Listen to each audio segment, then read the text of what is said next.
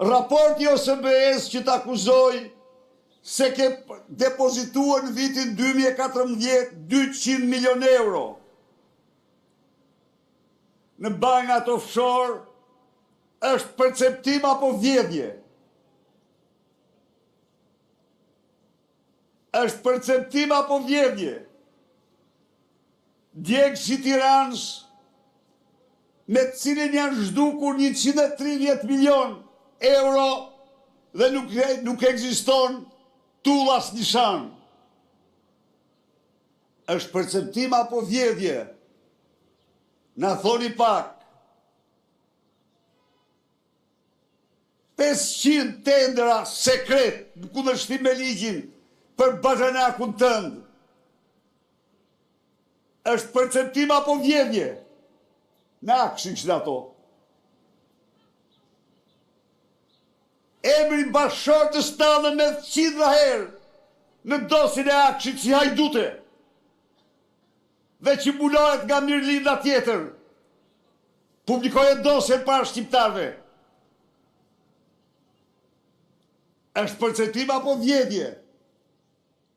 Zhdukja me një trend lapsi të 50 milion eurove në tunelin e Llogaras me firmën tënde dhe të Belinda Ballukut.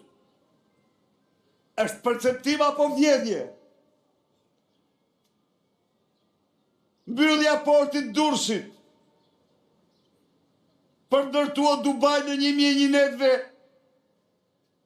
duke u bërë shqiptarëve, duke u grabit shqiptarëve pasurinë publike më të madhe që kanë, rreth 4 milion euro. Është perceptim apo vjedhje? Apo vjedhje? Dhe në Beci i cilin krahasim me ty është një hajduc. Jo hajdut, po hajduc. Me dokumenta. Me dokumenta. Qytetarët e Shkodrës kanë patur kush e di sa kryetar bashkie. S'po flas për ta, po s'kan patur asnjë të regjistruar me dokumenta, me dosje. Hajdut siç kanë Becin tënd.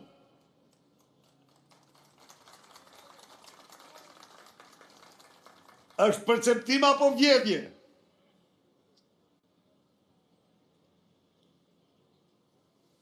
Tigrat, për cilë shqiptarët kanë paguar 90 milion euro gjerë sot, pa patur asnjë kilovat energji elektrike. Janë perceptime apo vjedhje? Rrugë të shembura njëra mas tjetrës, si kur ndonjëherë. Rrugë të ndërtuara në gjitha kohrat më parë. Rrugë të Kashtës. S'janë perceptime. Ndaj edhe ti, po bën ligje për të shpallë vjedhjen legjitime, vjedhjen e qeveritarëve legjitime.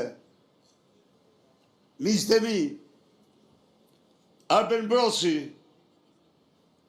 Bujar Beshanaku, Nazmi Kryeziu, Besnik Ceka, të gjithë studentët e dhjetorin dhe trita asaj gjenerate, kishin një ëndrën europiane. Nga zemra e tyre, u shtoj ato ditë me fuqishëm se kur Shqipëria si Europa. Çfarë ndodh sot? Edi Rama për vjedhjet e tij i bllokon Shqipërisë dyert e Europës dhe i tregon derën e Beogradit. Premtoi pasaportën europiane dhe tani ofron pasaportën e Beogradit. Tani kërkon për të mbajtur pushtetin dhe karrigën. Të mos bëhemi antar të Bashkimit Evropian, po të kemi tregti dhe lëvizje të lirë. S'ka patur Shqipëria një armik si ky. Pas e në Vërhoshës, ky është armiku më i madh i kombit shqiptar. Armiku i qenjës shqiptarëve, armiku i tartës shqiptarëve, i dinjitetit tyre. Edi Rama është i vetmi kryeministër në Europë që guxon të hartoj ligje, mburoj për thjedhjet e tij. Miq, betejë kundër hajdutëve të pushtetit është sot betejë më e shenjtë e shqiptarëve.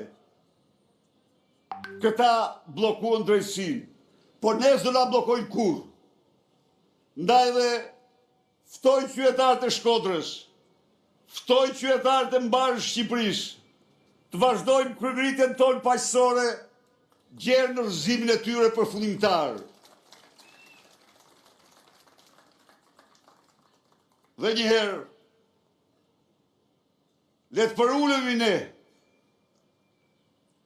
para veprës dhe kujtimit të herojve të Vos Lirë, me zotimin më solem, se do bëjmë çdo sakrificë, se do bëjmë gjithçka, që edhe e tyre votës lirë të mos vdes kur në Shqipëri, të jetojnë brez pas brezi, nderim për jetë, martirëve të 2 prillit, qytetarëve të Shkodrës dhe të mbarë Shqipërisë. Faleminderit.